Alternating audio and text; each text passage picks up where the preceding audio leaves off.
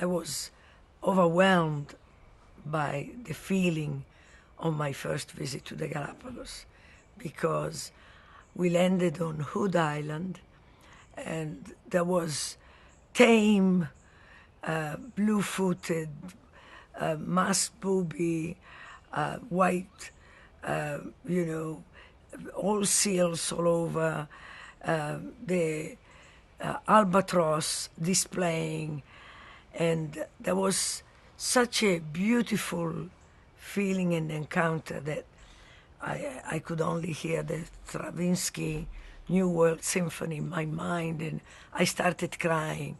And I felt, well, I need to take people here, people who do not spoil it and appreciate what is here.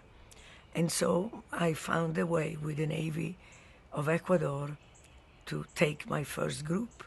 And I came back and I talked to Dr. Archie Carr so that he could, I mean, he was the best man at the time because he was the very renowned, famous turtle and biologist and writer. I mean, he was the scientist at that time, and he still is, of course. And I talked to him, and he said, yeah, I come with you to the Galapagos. And then I talked to Raymond Chris, a professor of geography, who could lecture on geography.